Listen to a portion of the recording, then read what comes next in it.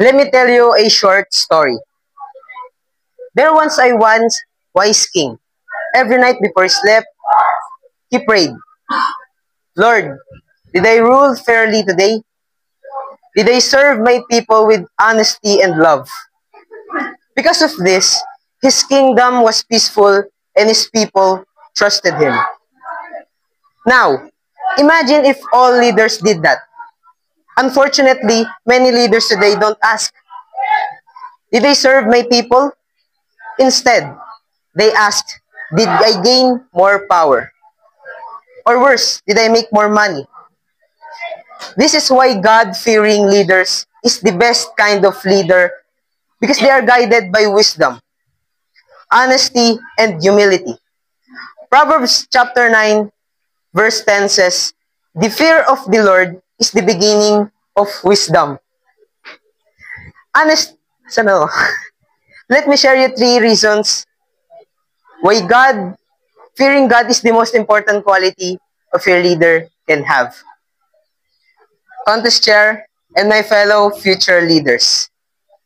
A God-fearing leader does the right thing, even when no one is watching. Some leaders act like saints in public, but make shady deals in private. But a God-fearing leader does the right thing when even no one is watching, because they know God is always watching. Proverbs chapter 11, verse 3 says, the integrity of the upright guides them. A good leader refuses bribes, stands for truth, and does not abuse their power.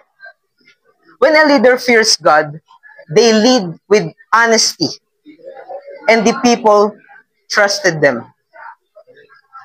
And the second one, they are humble and serve others. Many leaders love power than they love people. But Jesus, the most greatest leader of all time, washed his disciples' feet.